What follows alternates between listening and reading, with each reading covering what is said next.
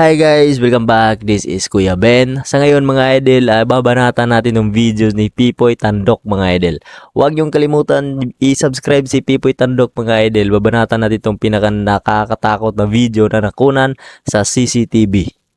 Sa kalsada, maliban na lang sa isang naglalakad na ito na naka-jacket at nakamaong pants. Titigan nating maigi ang nilalang na ito na tila wala siyang ulo habang naglalakad ito sa gilid ng kalsadang ating nakikita.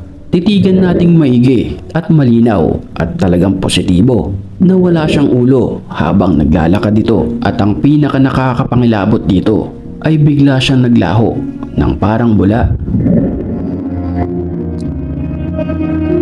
Ano sa tingin niyo mga idol? Totoo ba to? Hindi. Kasi kuha naman sa CCTV mga idol sa labas ng bahay.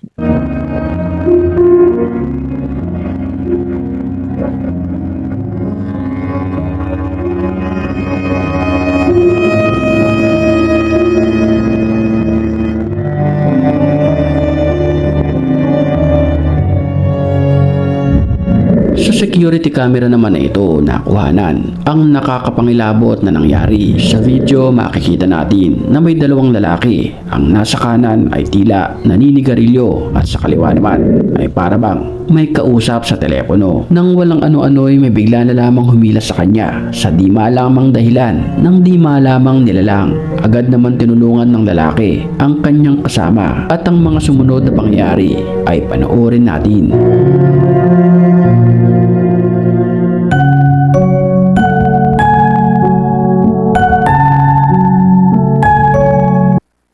Sa opinion ko lang dito mga idol kasi marami sa ibang bansa mga idol, obserba ko lang sa ibang bansa hindi lahat ng tao ay naniniwala sa Panginoon, kaya maraming mga tao na ganito mga idol.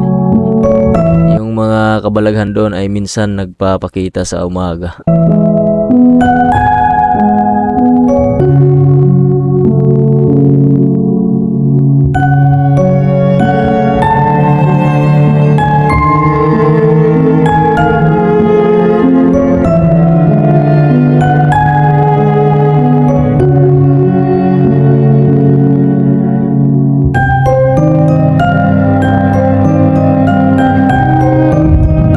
Naman ito sa isang bar kung saan makikita natin na mayroong isang customer na nakaupo. Kasagsagan nun ang paggawa sa kanya ng drink ng isang bartender, kung saan pangalawang buhay na maituturing ang nangyari sa kanya matapos bumagsak ang isang malaking monitor sa ulunan nito at nabasag ang monitor, kung saan mararamdaman mo ang tama kumpara sa in-order ng customer mo na tequila. May baka lang wala naman na tayong nakitang kabalaghan doon mga idol, baka lang na hindi yun na sinasadya mga idol. Hindi, wala naman tayong nakitang kabalaghan diyan comment lang kayo mga idol kung anong opinion niyo dito mga idol.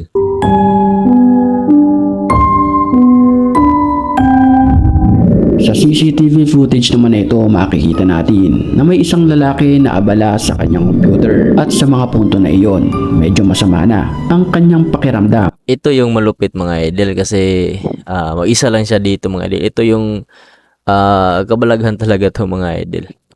Dahil sa mga pag-atake ng agresibong espiritu sa kanya. Panoorin natin ang video.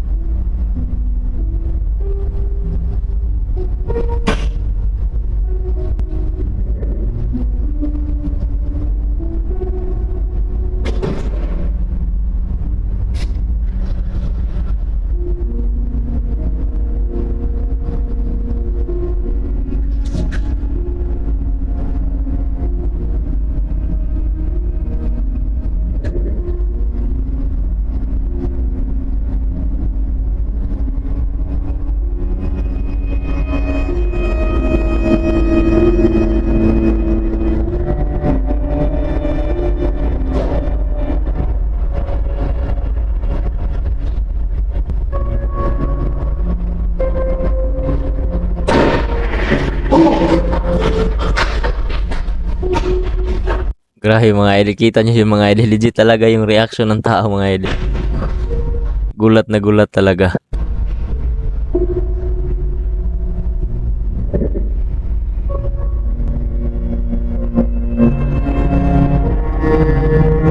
Sino ba namang hindi magugulat yung mga idol yung kayong nasa sitwasyon niya mga idol?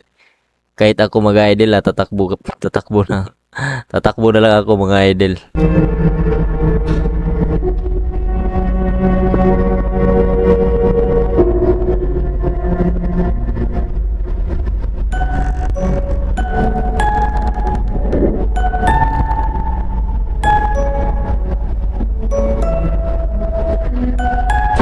Huling-huli naman sa CCTV, ang espiritu na sumapi sa lalaki. Mapapansin natin na tila ang lalaki ay mahihimatay.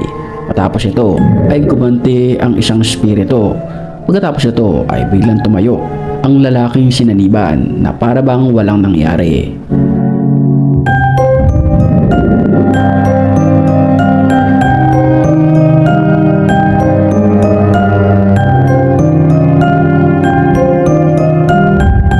Nakakapanginig naman ang nangyari sa lalaking ito habang nag-aayos sa isang bodega.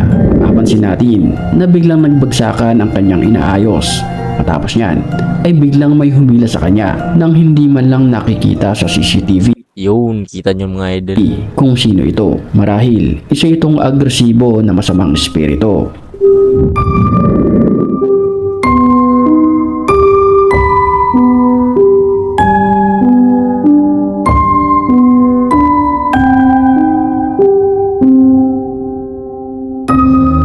Grabe naman. Sa video naman na ito makikita na habang rumoronda ang isang caretaker ng building na ito, mapapansin natin na ang isang upuan ay bigla na lamang umangat. Mistulang may tali ito dahil umiikot-ikot ang upuan, pero ayon sa kanya, siya lamang ang tao sa mga oras na iyon. Kaya't imposible na may mang trip sa kanya sa mga pagkakataong iyon.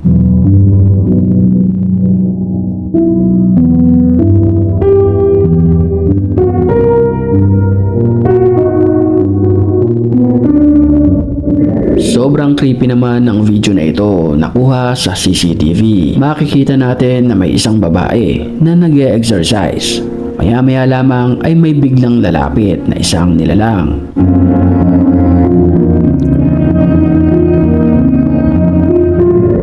Ito ay mistulang matanda na nagmamasid-masid sa paligid.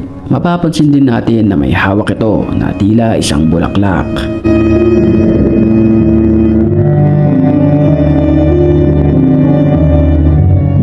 Ilang minuto rin ang lumipas, tsaka ito naglabas ng kanyang cellphone para kunan ng video ang babaeng nag-e-exercise sa kanyang harapan. Base sa kanyang mga galaw, tila korsonada niya ang babaeng ito at ang mga nakakapangilabot at sumunod na nangyari ay panoorin natin.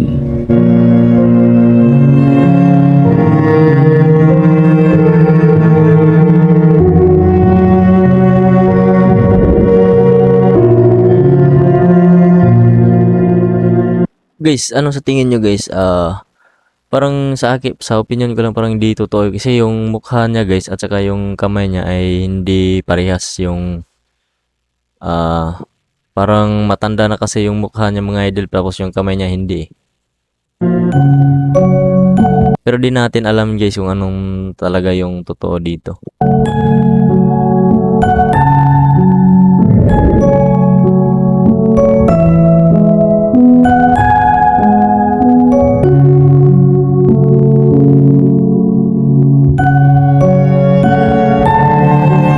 Tingin ko kasi mga idol, tingnan yung mukha niya mga idol parang nakamask lang eh. Di ko lang sure mga idol.